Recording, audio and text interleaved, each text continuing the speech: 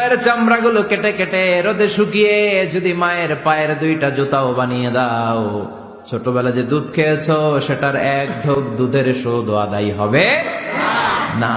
আমার আর আপনার মা যখন আমাদেরকে নর্মাল প্রসেসে ডেলিভারি করেছেন তখন 57 ইউনিটেরও বেশি ব্যথা তারা সহ্য করেছে, যেটা কোনো অ্যাক্সিডেন্টে আপনার দেহের 206টা হাড্ডি আছে তো 20টা হাড্ডি একসাথে কোনো অ্যাক্সিডেন্টে ভেঙে গেলে যত ব্যথা তার চেয়েও বেশি ব্যথা। এজন্য মায়ের মনে কষ্ট দেয়া যাবে?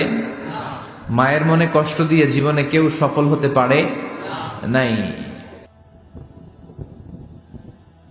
এক একটা মায়ের এক একটা বেবি জন্ম দিতে কষ্ট হয় না? শুধু কষ্ট, কি পরিমাণে কষ্ট এটা মা জানে, বাবা জানে না। এজন্য বিষ্ণু বলেছেন মায়ের মর্যাদা বাবার চেয়ে কয় গুণ বেশি। আবার আল্লাহ বলেছেন হামালাতু উম্মুহু, বাবা তোমারে পেটে ধরে নাই, পেটে ধরেছে কে? ওয়াহানান আলা ওয়াহান, ব্যথা কষ্ট জ্বালা পেইন বাবা সহ্য করে নাই, করেছে কে? অফিসালহু ফি আমাইন, 2 বছর তোমারে বাবা দুধ খাওয়ায় নাই, দুধ খাওয়ালো কে? মায়ের এক ধারে দুধের দাম কাটিয়া গায়ের চাম, পাপস বানাইলে ঋণের শোধ হবে না, এমন দরদি ভাবে কেউ হবে না আমার মাগো, এমন দরদি ভাবে কেউ হবে না আমার মাগো। ঠিক কিনা?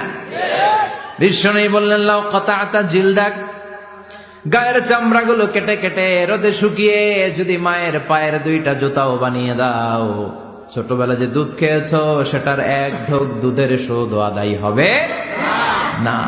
এজন্য মা যে কি কষ্ট করে, এখানে বেশিরভাগই আমরা নর্মাল প্রসেসে পৃথিবীতে এসেছি, তাই না? সিজারিয়ান বেবি খুব কম, থাকলে 1-2টা।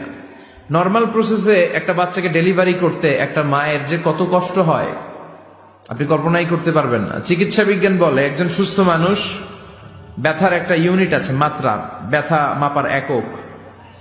45 ইউনিট পেইন বা ব্যথা একজন মানুষ সহ্য করতে পারে। ব্যথার তীব্রতা বা মাত্রা যদি 45 ইউনিটের বেশি হয়, যদি ছাড়িয়ে যায়, হয় লোকটা বেহুশ হবে নয় মরে যাবে। আমার আর আপনার মা যখন আমাদেরকে নর্মাল প্রসেসে ডেলিভারি করেছেন তখন তারা 45 না 57 ইউনিট প্লাস 57 থেকে 60 ইউনিটের পেইনও তারা ছাড়িয়ে গেছে। 57 ইউনিটেরও বেশি ব্যথা তারা সহ্য করেছে, যেটা কোনো অ্যাক্সিডেন্টে আপনার দেহের 206টা হাড্ডি আছে তো 20টা হাড্ডি একসাথে কোনো অ্যাক্সিডেন্টে ভেঙে গেলে যত ব্যথা তার চেয়েও বেশি ব্যথা। এজন্য মায়ের মনে কষ্ট দেয়া যাবে? মায়ের মনে কষ্ট দিয়ে জীবনে কেউ সফল হতে পারে নাই। সাইয়েদনা মূসা আলাইহিস সালাম আল্লাহর একবার জিজ্ঞেস করলেন, আল্লাহ মাইয়াকুনু জালিসি ইয়াউমাল কিয়ামা, আল্লাহ আমার সাথে কিয়ামতের দিন জান্নাতে সাথী কে হবে? আল্লাহ বললেন জালিসুকা ফিল জান্নাতি জাজ্জার, তোমার সাথী হবে কিয়ামতের দিন বিচার শেষে জান্নাতে যখন ঢুকবা তোমার সাথী হবে একজন কসাই। কসাই চিনেন? কি করে? গোশত কাটে। সাইয়েদনা মূসা আলাইহিস সালাম অবাক হলেন, ঘটনা কি? কসাই?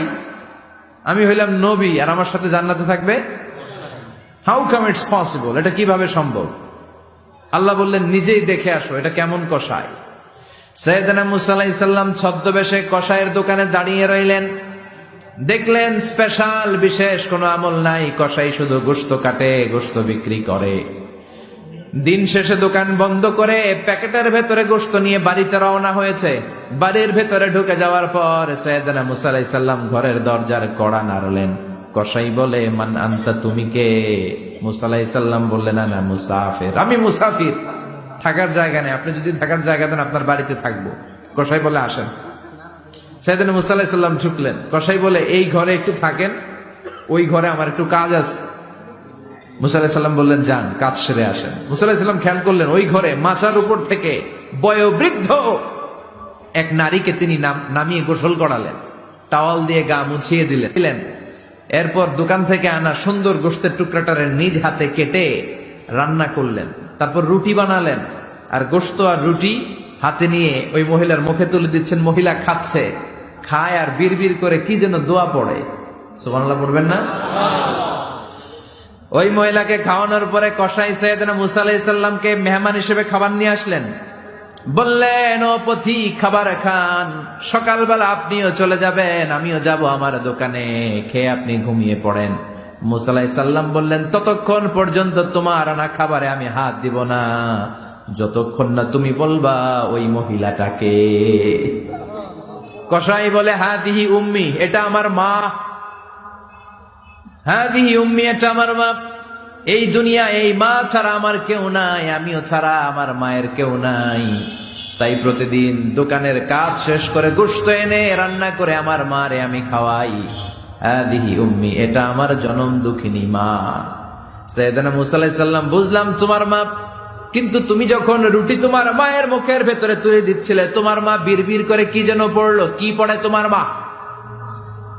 কসাই বলে, আমার মায়ের একটা পাগলা দোয়া আছে। কি দোয়া? আমি জানি কঠিন কালো এই দোয়া কবুল হবে না। আবেগের বশবর্তী হয়ে প্রতিদিন আমার মা আমার খেদমতে আমার উপর এত সন্তুষ্ট হয়ে যায়, এত খুশি হয়ে যায়। আমার মা প্রতিদিন বলতে থাকে, আল্লাহুম্মা জাআল ইবনি জালিসা মূসা ইয়াউমাল কিয়ামাহ। ও আল্লাহ, আমার ছেলের খেদমতে আমি এত সন্তুষ্ট, আমার ছেলের উপর আমি এতটাই রাজি খুশি। শুনেছি এই জামানার সবচাইতে বড় পয়গম্বর, বনি ইসরাইলের সবচাইতে বড় নবী, ওই নবীর নাম নাকি মূসা। ও আল্লাহ, আমি এত কিছু জানি না, এত কিছু বুঝি না, এত কিছু চাই না, তোমার দরবারে শুধু একটাই চাওয়া, একটাই ফরিয়াদ, তুমি আমার ছেলেরে কিয়ামতের দিন মূসার সাথে হাসর নসিব করে দিও। আমার ছেলে কসাই ছেলেটারে তুমি মূসার জান্নাতের সাথী বানিয়ে দিও। আল্লাহুম্মা জাআল ইবনি জালিসা মূসা ইয়াউমাল কিয়ামাহ। জালিস মানে ফ্রেন্ড, বন্ধু। আল্লাহ, জান্নাতে আমার ছেলেরে তুমি মূসার বন্ধু বানিয়ে দিও। মূসা আলাইহিস সালাম এবার বুঝতে পারলেন। তিনি বললেন, ঘটনা তো এই জায়গায় এতক্ষণে বুঝতে পেরেছি, কেন আমার সাথে মুফাসসির যাবে না, হাফেজে কোরআন যাবে না, শহীদরা যাবে না, ওলিরা যাবে না, নবীরা যাবে না, আমার সাথে জান্নাতে যাবে কসাই। এটা মায়ের দোয়া। কার দোয়া? মায়ের দোয়ার দরকার আছে না নাই? অনেক পাওয়ারফুল মায়ের দোয়াটা। বুলেট মারলে বুলেট মিস হয়, মায়ের দোয়া মিস হয়? ড্রোন হামলা করলে ড্রোন হামলা মিস হয়ে যেতে পারে, কিন্তু মায়ের দোয়া কঠিনকালে মিস হয় না। চিল্লায় বলেন ঠিক কিনা? মায়ের দোয়াটাও কবুল, বদদোয়াও কবুল। ভয়ঙ্কর কিন্তু। মা দোয়া করলে কবুল হয়, কিন্তু বদদোয়া করলে কবুল হয় না। এরকম হলে it was not a big deal, এটা বড় সমস্যা ছিল না। কিন্তু দোয়া করলেও যেমনি কবুল, বদদোয়াটাও কবুল। এজন্য খবর আছে না নাই? এজন্য মায়ের কাছ থেকে সবসময় দোয়া নিতে হবে। দোয়া নিতে রাজি আছেন? মায়ের এক ধারে দুধের দাম, কাটিয়া গায়ের চাম, পাপস বানাইলেও ঋণের শোধ হবে না, এমন দরদি ভাবে কেউ হবে না আমার মা।